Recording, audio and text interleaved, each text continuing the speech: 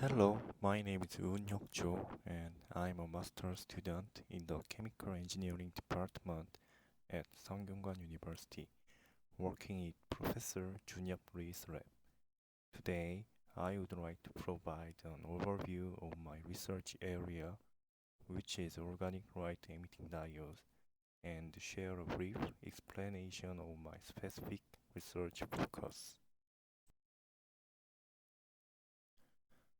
Since the introduction of CRT displays, the display industry has undergone numerous changes and advancements.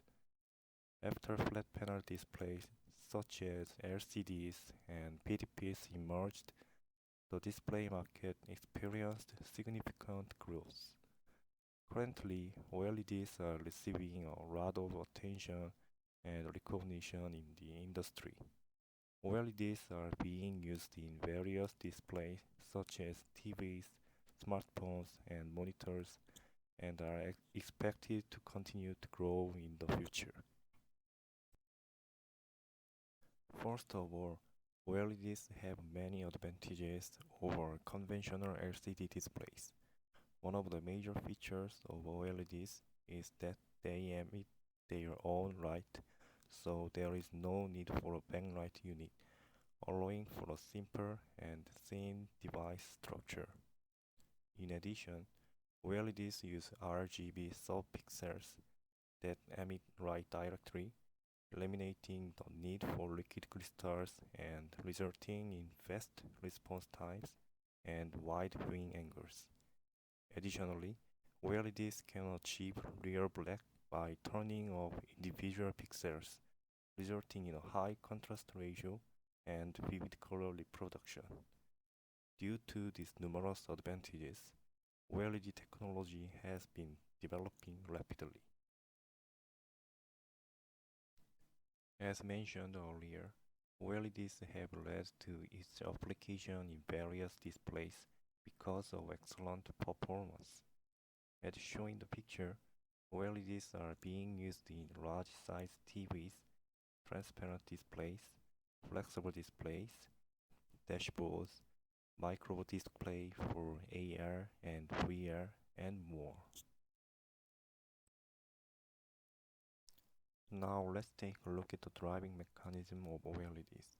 The structure of an OLED consists of organic material stacked between two electrodes. The anode injects holes and the cathode injects electrons into the device. Charge carriers injected into the device undergo a hopping process in which holes move to HOMO and electrons move to LUMO. After passing through the injection layer and transport layer, holes and electrons reach the EML and form an exciton. Excitons in the excited state decay radiatively to the ground state, so then emitting light. Depending on the direction of the emitted light, if the light is emitted towards the anode and cathode, it is called bottom emission and top emission respectively.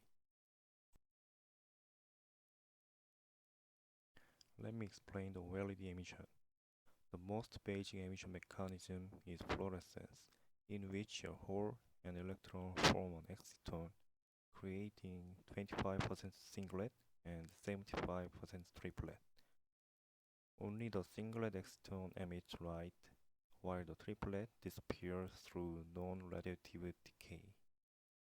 Phosphorescence is a type of organic compound that include a transition metal such as iridium or platinum that undergoes rapid spin flip by the heavy atom effect.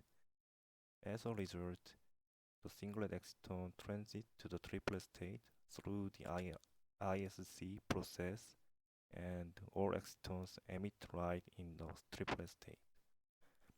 Since all excitons participate in the emission, the IQE is 100%, which is higher than that of fluorescence, but it has a relatively long radiative decay. TADF materials is pure organic materials due to the small delta EST by the separation of the HOMO and LUMO distribution. 75% of the triplet excitons in the triplet excited state transit to the singlet excited state through the RISC process. Therefore, it can also achieve 100% IQE. Host molecules form the matrix while dopant molecules emit light.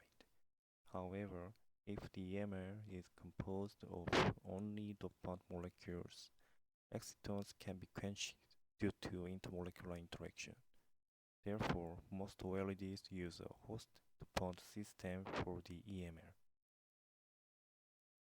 Host molecules must have good charge transport and large spectral overlap between emission spectrum of host and absorption spectrum of dopant for efficient energy transfer.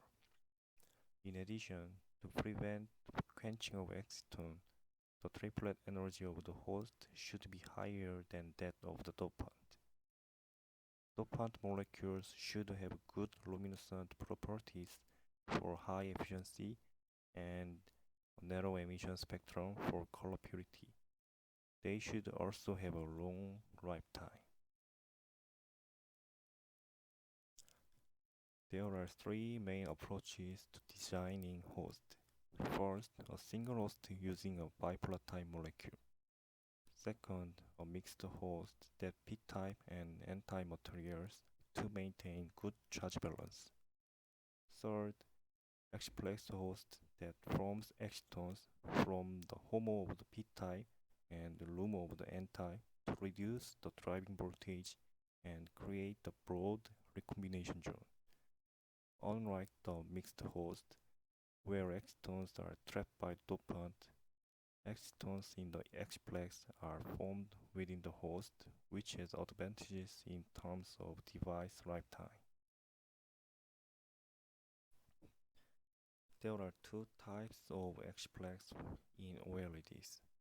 The first is a bulk X-plex formed between the p-type and n-type host. The second is the interface X-plex formed between the host and the blocking layer.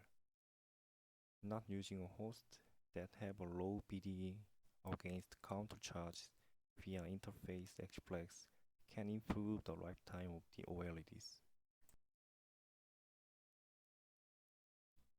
I am currently studying the difference in device performance and lifetime using various EBRs that form interface X-plex.